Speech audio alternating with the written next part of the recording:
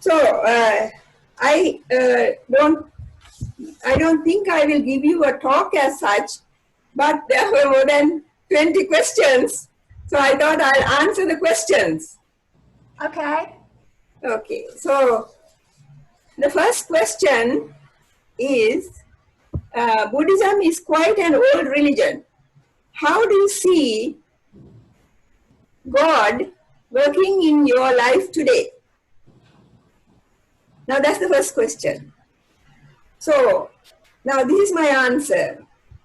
Buddhism is a non-theistic religion, but that doesn't mean that it is an atheistic religion. In Buddhism too, Buddha has talked about heavenly worlds, where good people who have been good in this world are born in heavenly worlds. But the difference is from other religions that those heavenly places are also, or heavenly worlds are also impermanent. They are not there forever. So when their time is over, they are born somewhere else. So we do not believe in a supreme God. As a Buddhist, now the second part of the question is, how do you see God working in your life today? So as a Buddhist, I am responsible for my life. That means I must try to live a clean, pure life according to the precepts. Now, we have many precepts.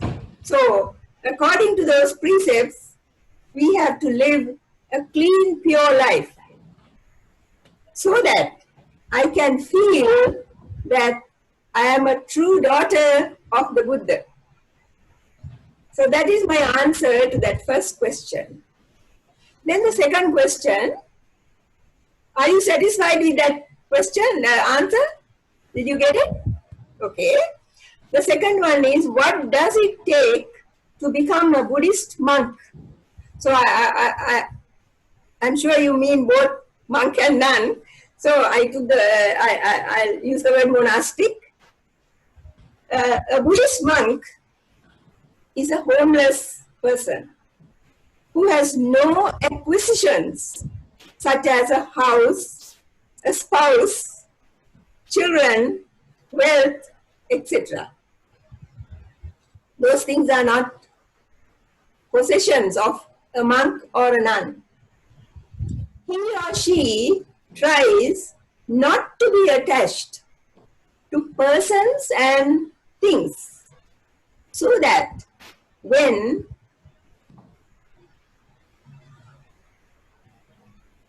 one loses them, there is no sadness or sorrow. Because evidently, whatever we have, we are going to lose in the end. We are not going to have them forever. Buddha compares such a person, I mean a person who is homeless and who has no acquisitions, such a person to a bird who flies anywhere using only the two wings. With less attachment, it's easy to practice meditation, which is an essential feature to a monastic. When one is a monastic, one is happy, for one does not own anything. So it's not necessary to protect and guard any possessions. Now that is the answer to the second question. Now the third question is, as a Buddhist, do you consider Buddhism a philosophy or a religion? Can you all hear me? Yes.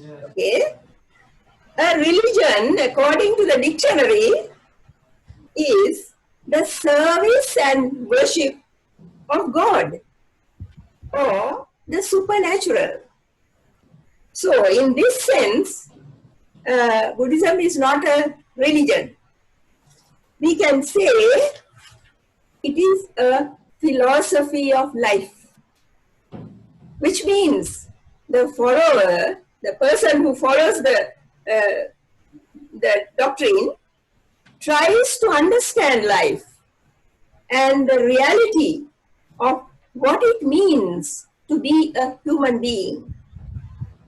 Of course, at the end of all the questions after I answer, you all can ask any more questions if you have, right? Or if there are any things that you have not understood or you want more explanations, you can ask. Then the fourth question is... Just a minute. So the first one was Buddhism is quite an old religion. How do you see God working in your life today? That was the first question. The second question was what does it take to become a Buddhist monk or monastic? And then do you consider Buddhism a philosophy or religion? That's what you've done so far. So, all right, we're ready. Okay. Then the fourth question is, Buddha is known as your God. How do Buddhists view Buddha?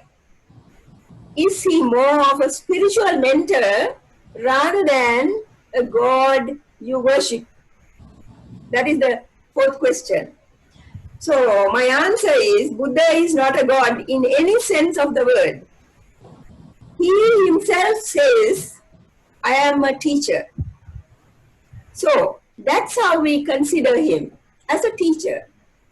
When we bow down in front of the Buddha statue, we pay respect and show our gratitude for showing us the way to liberation from whatever suffering that we undergo while we are in this world.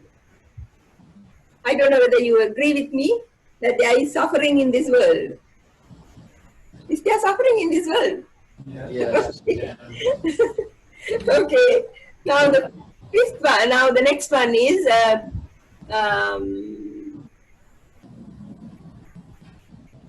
how does Buddhism impact your day-to-day life? So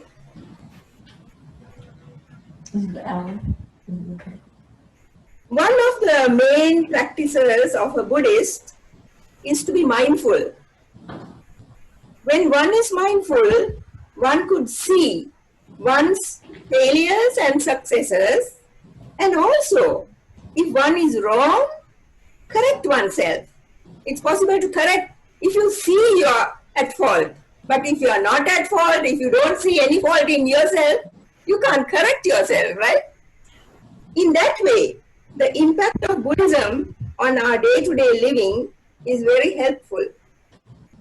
Further, in our meditations, we spread loving kindness or loving friendliness, that is called metta in Pali, to the whole world and send blessings to every being.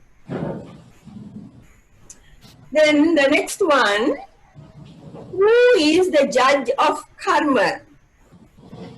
Since there is no God or overseeing being, who determines if one's karma is good or bad? Now, I might be using the Pali term kamma, so don't get mixed up.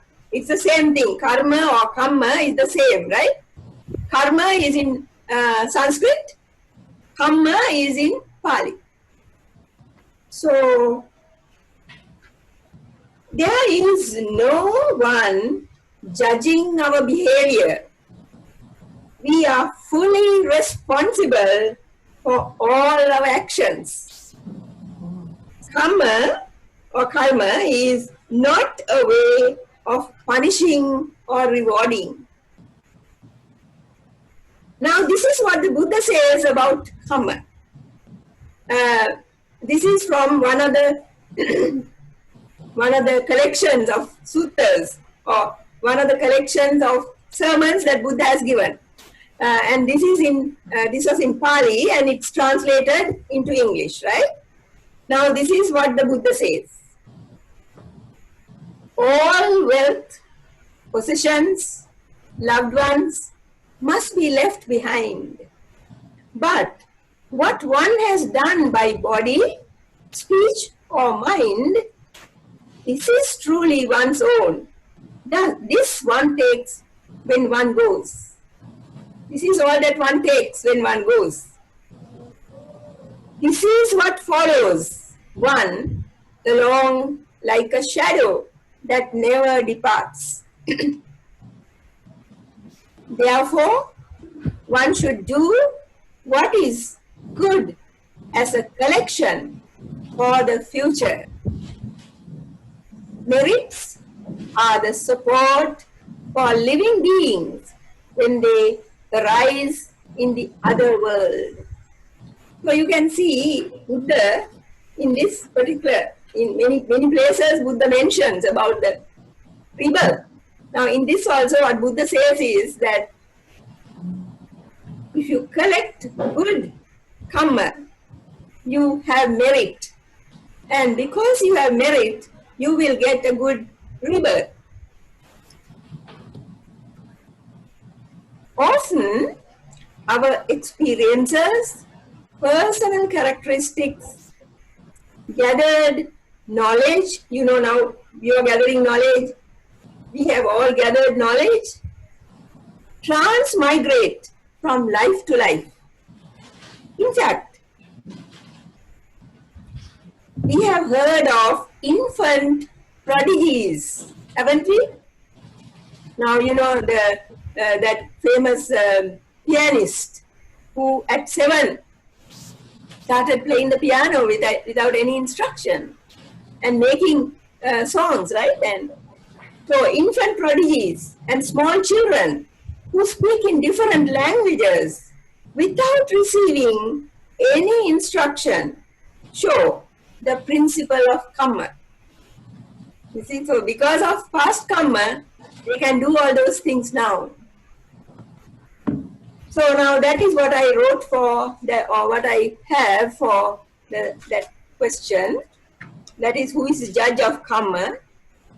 Now the next one is, do Buddhists believe in sin? S-I-N. The word sin is not usually found in Buddhist literature. We don't have that word. But our actions can be good or bad, wrong or right, wholesome or unwholesome. So, whoever does harmful actions will be committing evil deeds, and ones who do good will be doing moral deeds or virtuous deeds. Right? So that is the answer to this question. Do Buddhists believe in sin? So though we have no such word in our literature or doctrine or whatever, or tenets, we have karma, which is wholesome or unwholesome, skillful or unskillful, right? So the next one is, what is the biggest difference with Hinduism and Buddhism?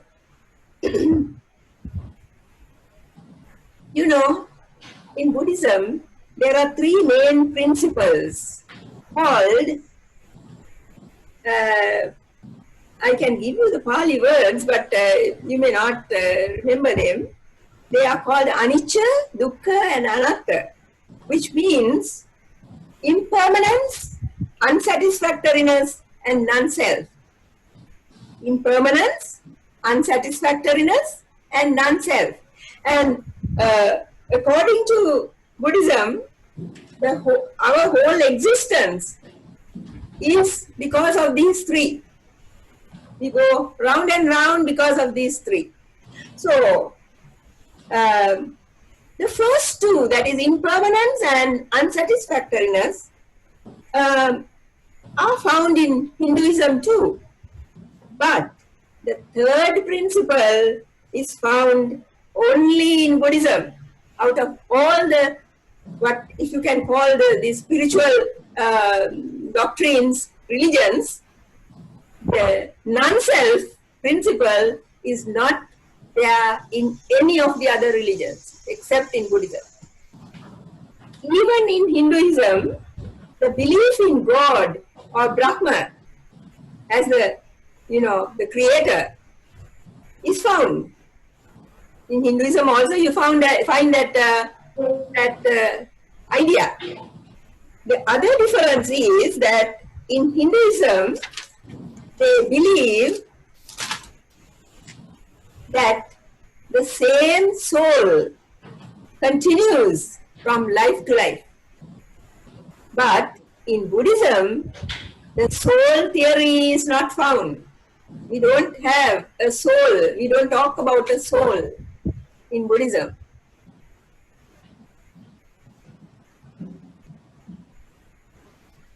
Then the next question. Do you focus more on reaching nirvana or to be someone who helps others reach nirvana?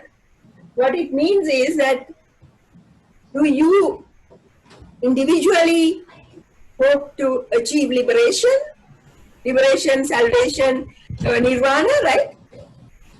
Or do you want to help others to do that? That is the question, right? So even the Buddha has said that each one must practice and find liberation oneself. You see, Buddha said, I can't take any of you by hand and lead you to Nibbana. Nibbana is not a place, by the way, right? So, what Buddha says is, it is not possible for one person to help another in that way. But there are other ways of helping. But when so that means no one can do that for another person, not even the Buddha. But when we do good and help others, you see, you can help others in many, many ways, isn't that so? When you help others, become compassionate and live a harmless life, the effects of those good actions will benefit others also, not only yourself, but others too, right? So, that is the answer to that question.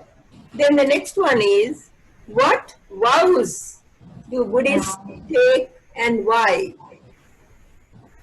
We do not take any vows as such. A vow means a solemn promise to do a certain act or service for another. We have precepts, but they are not commandments. But they are taken willingly, knowingly what they are, and with awareness. That we try to follow those precepts because they will help us lead a harmless, pure life. Buddha says that if you follow the Dhamma, if you practice the Dhamma means the doctrine, the precepts, you will be protected by the Dhamma, which is a very great thing, right? So the next question, are there any dietary restrictions for Buddhists? Actually, there are no restrictions about anything. You see, Buddha does not say don't do this, don't do that.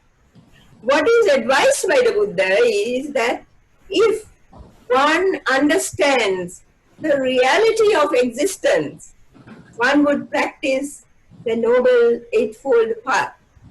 You are free to ask me any questions later, right? Okay, now that is the first part of the questions. Then I go to the second part. Valerie, is that all right? Yeah. Okay. I turned the light out so we could see you better. I just turned the light out so we could see you better. Okay. So the Next question is, do you believe your karma is more good than bad? So, this is the answer to that. Karma or kamma means action by body, speech, and mind. In these three ways, we make karma. So, one is one's own judge as to whether one's karma is good or bad. Because if we are, we are all human beings with a certain intelligence, we can see for ourselves if we are doing the correct thing or if we are doing the wrong thing, right? Not according to the Dhamma, but according to, just existence, life, living with other people, whether we are correct, right?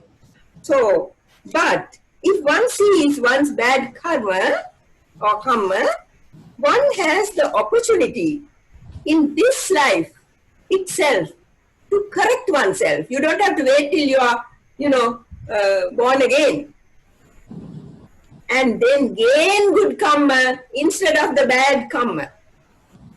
I like to tell you about someone you know. I like to tell you about someone you know, what he said on his deathbed. I think all of you know who this is. His name is Steve Jobs. Know him? Okay. He said, I'm going to, give you the whole thing because, it's not a very long one. He said, I reached the pinnacle of success in the business world. In others' eyes, my life is an epitome of success. But aside from work, I have little joy. In the end, wealth is only a fact of life that I am accustomed to.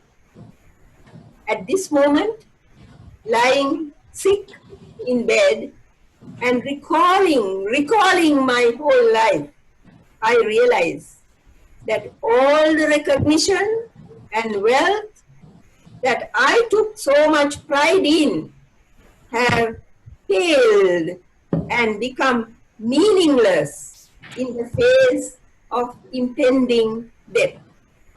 Can you see? If one has not done what one should do while living, at the end of one's life, one regrets. So it's always important not to feel any regrets at the end of life, right? So that is that question. Then the next one is there a community-based aspect to Buddhism? Yes. In countries where a majority of the people are Buddhist, most activities are started by reciting or chanting Buddhist verses. There are very beautiful Buddhist verses that are chanted when you are about to start something new. Also, even rulers of such countries meet the clergy and get advice. Once a month at least, people gather at the temples for religious activities. They take precepts, not the 5 precepts, but more precepts, 8 precepts, 10 precepts they take, and they spend the time in the temple, meditating, listening to sermons and all kinds of things. People freely give their time and energy to help others in need, especially on the full moon day. Because the full moon day, according to Buddhism, and I think according to other religions in India too at that time, the full moon day is supposed to be a good day to follow spiritual activities. In the East, the Buddhists take part in different rituals. But in the Western world, those who are Buddhists take meditation and the practice more seriously. Those who come to this vihara are friendly and look after each other. I like to tell you another thing that Buddha did when he started this institution of the disciples, the Sangha like me. The Buddha, started this Sangha, that is the monks and nuns, so that they are dependent on the lay community. They have to depend on the lay community for their food, for their medicine, for wherever they are going to stay, and so on. They are called the four requisites. So in return, the monastics, the monks and nuns, give them the Dhamma. That is they talk to them, they discuss with them, they help them. When they have any problems, they come and talk. So like that, right? So it's a mutual two-way process. That is something that Buddha started. Then the next one is, how do you celebrate some of the many Buddhist holidays?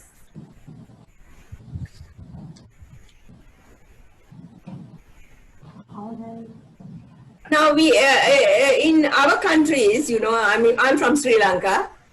In our countries, we celebrate with religious activities like meditation, offering food and other requisites, listening to the sermons, and having discussions about the doctrine. Sometimes, of course, if there are very special days, when something very important happens, there are displays, there are processions on the streets, then lots of lanterns are lighted, and some of the things that happened to the Buddha, like different experiences, they are also depicted like pandals. Then the next one is, what are some holidays, important dates in the Buddhist religion? Now, the most important one in the Buddhist religion is Vesak. Vesak is supposed to be, it comes in May. We can't say that in May there is just one day. No. The day may be different, but it's always a full moon day. The full moon day in May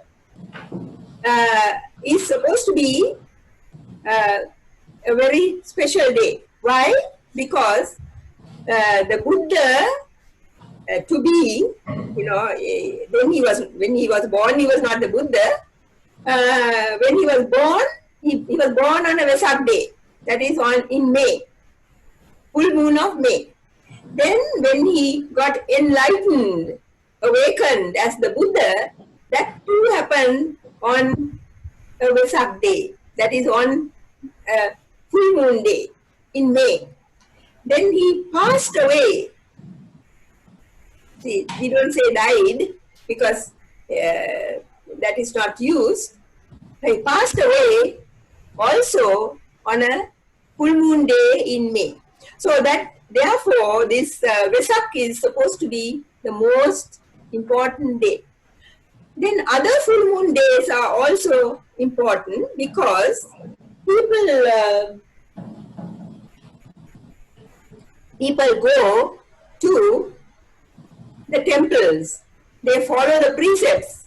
Like I told you earlier, they spend the whole day in the temple and listen to sermons, chant, ask questions, do all kinds of things like that, spiritual things.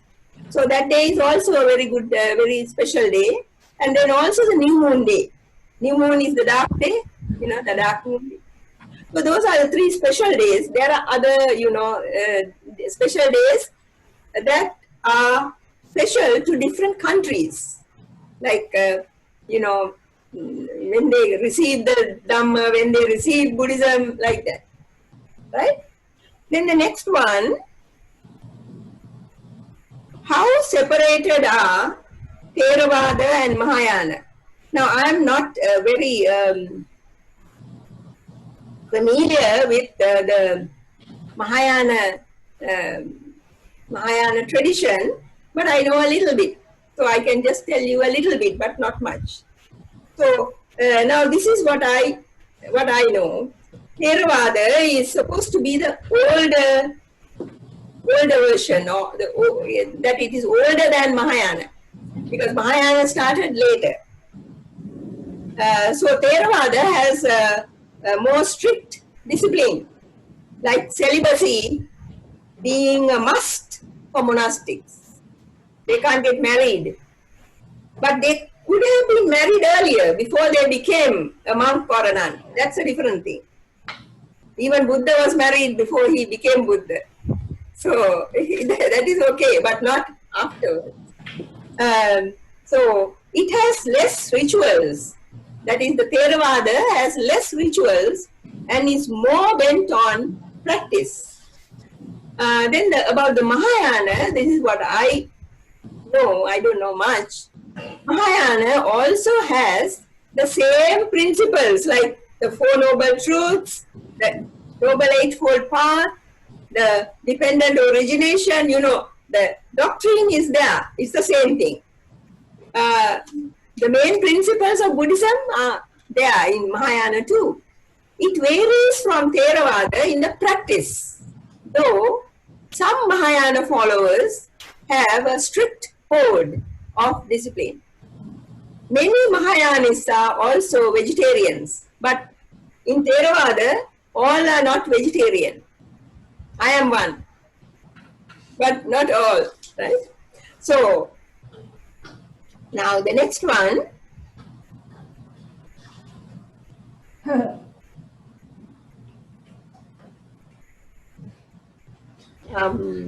How do you account for population growth through rebirth? How do you account for... No, I think there is another question that I missed, and that is this one. I dealt with karma earlier, but I think I will tell you something more about karma. What does karma mean to Buddhists? That question I didn't answer, and here is what I have to say about it. Karma or kamma is not the only cause of our existence. So the karma is only one of the laws of the universe. There are many laws of the universe. There are 5 that are given. So karma is one of them. I will tell you the other 4. Now, the first one out of the other 4 is physical. Now there is a Pali word I don't want to tell you because it will confuse you. So the physical inorganic order. The physical inorganic order. Now, for example, what is that? The seasons. How the seasons come here? The summer, spring, autumn, winter, like that. Then the seasonal changes, wind and rain, all these things are the physical inorganic order.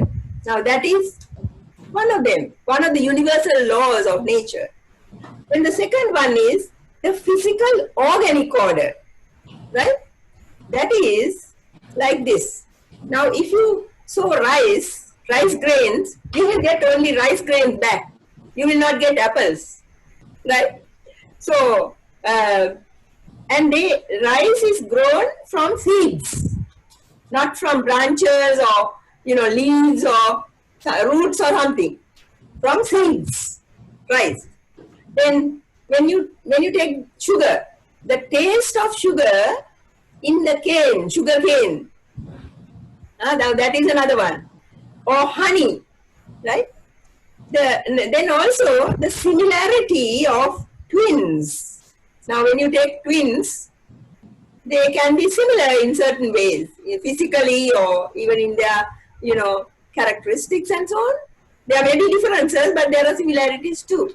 These are called the second universal law, that is physical organic order. Then the third one is the universal order or norm, like gravitation, right? Gravitation, you know what it is, isn't it? So I don't have to explain.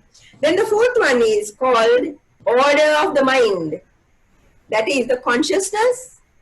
It can be telepathy or it can be premonition, things like that.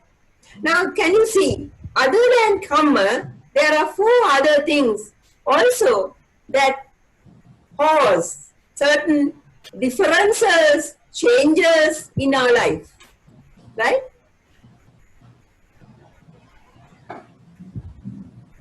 Not everything is the result of karma.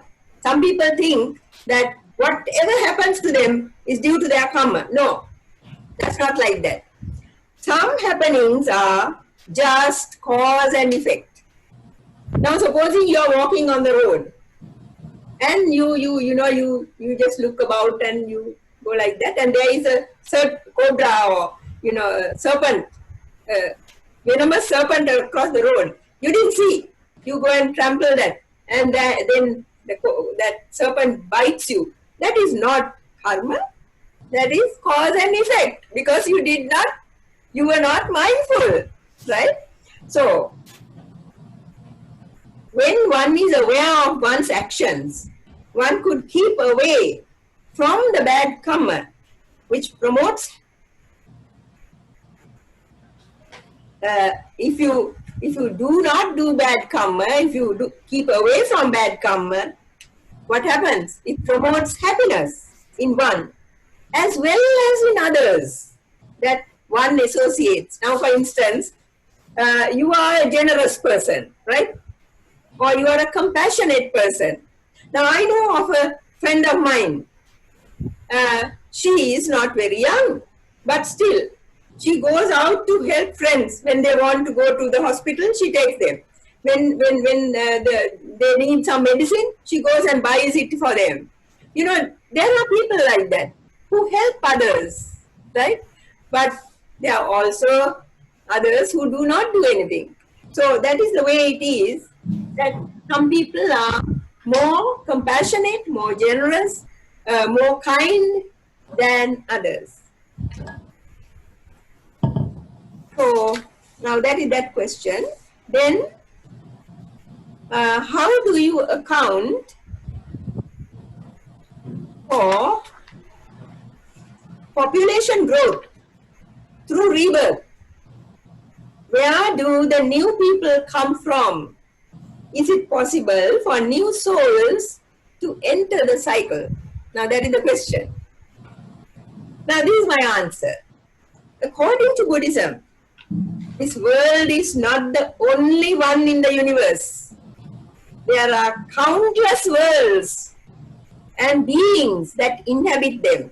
They may not be all just like us, with a human form. They may be quite different, right? Now, Buddha has said that there are many, many worlds in the universe which we cannot see. So, but all these worlds and their inhabitants, there is one principle. What is that? They are all impermanent. See, they are not there forever. Now, we are not here forever, are we? No. In the same way, those people who are in other worlds also are not there forever. So, when their karma is over and their life term over, they are reborn elsewhere. The Buddhists believe that the thoughts or desire that is extremely strong during one's lifetime. Now, for instance, let me tell you, some are very stingy. You see, they just collect, but they don't give anything to anybody. Then there are others who are so compassionate, as I told you about my friend, who goes out to help others. Then there are others who are so kind and generous. They smile with other people, they talk to other people, they try to help them if needed. So it's like that. So those are certain tendencies that people have. They are very strong in some of them. So these are the practices that we have gone through in our lifetime, and they become the main cause that rules us at the time of death, and it conditions the rebirth, right? Though the physical body is destroyed, the karmic force that remains. So a being, whether human or otherwise, is composed of two things, that is, name and form. I think this is the next question, answer to the next question. I think I have finished the other one. Yeah. Yeah. So the next question is, what is the cycle of rebirth? Now, I like that that the way it is put. What is the cycle of rebirth? Actually, it is a cycle, because you can't pinpoint to one place and say, we started here. Because now, unlike in other religions, where they say that there is a creator who has created them, in Buddhism there is no creator, so that it is a cycle, so that there is no one place where you could say this is where we started. So that is something that you have to remember in Buddhism. So a being, whether human or otherwise, is composed of two things, that is, name and form. Name and form means mentality and materiality. These two are always changing. Have you seen that? Now, you are here, young, beautiful, youthful, and all that. But 10 years back, you were a small toddler maybe, or a small child.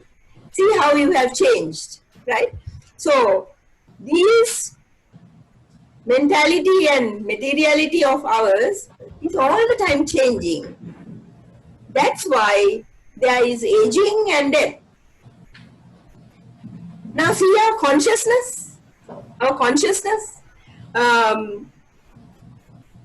There is not a moment when we do not have some kind of consciousness which hangs on to something. Either something past, something in the future, or something, whatever it is. Right? Our consciousness is related to something, and but that thought moment that we talked about, that thought moment is followed by another. Now that is only, the consciousness remains only just very soon it goes. It arises, it pauses, and then it vanishes. Then another one comes, right? Another thought or consciousness. And that second consciousness has a sort of relationship to the earlier one. So, but the energy of the previous thought goes to the next, and so on. So you see, that is why we sometimes now we are happy and we say, I have been happy from 4 o'clock till 5 o'clock. Or I have been unhappy from the whole of last night. But actually it's not so. It is, the consciousness is not like that. No, it doesn't continue from one one place to another just in the same way. No. So it changes, just like the other things, it changes. And that's why it's called a stream of consciousness. It's a stream of consciousness that gives a rebirth. For example, now I can give you an example. Now say, there is a candle, say, right? Candle. And you light another candle with that. Now from this candle, did the flame go to the other candle? Is it the same flame that went to the other candle? No. And it is, you can't say that it is not the same flame also. It is the same flame. So from the candle, you hold another candle and then you get the flame. So, but you have not, you have not taken anything from here. So it's like that. Now, the next one. Do Buddhists and Hindus have similar practices? Do Buddhists and Hindus have similar practices? There are certain similar ones. Like I think even in other religions like Christianity and so on, also there are certain similarities when you go to see. Like rituals, like burning incense or lighting lamps or offering flowers, things may be similar. Mm-hmm. Now, let's take the next one.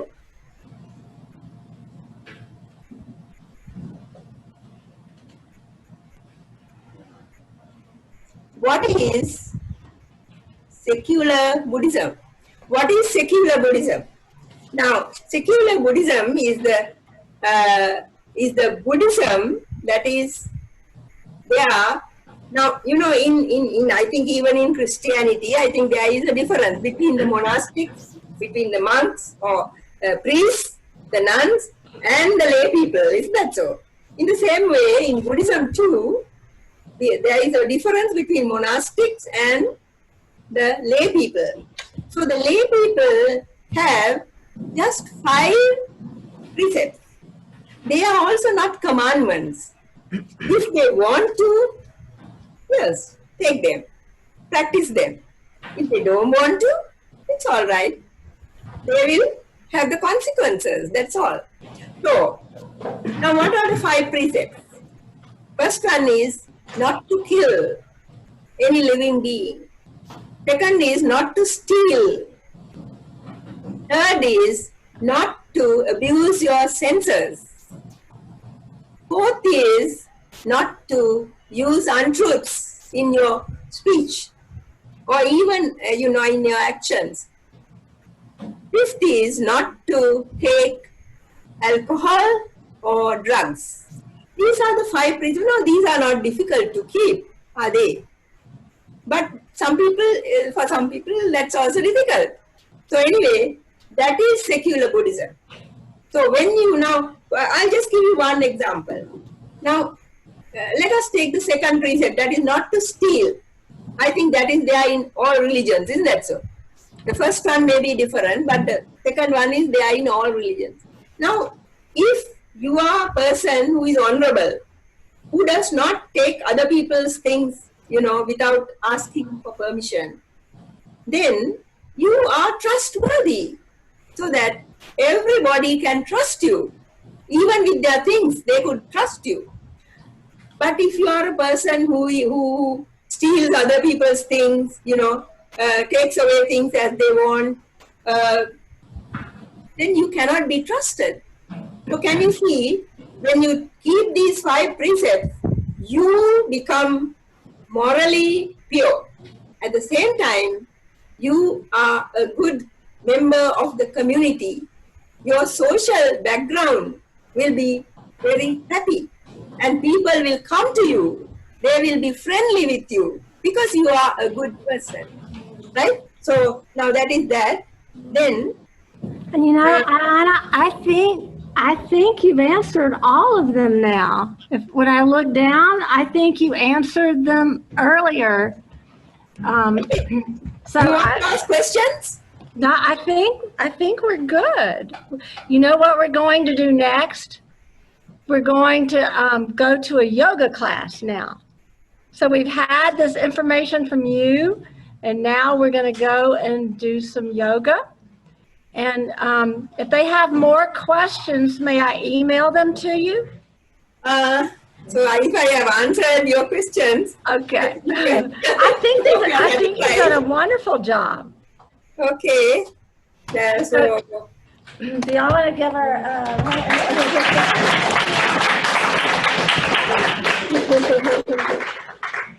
We just thank you so much for your time and for your thoughtful answers, and always to see your beautiful smile. okay, you're welcome. Thank you. Thank you. Thank you.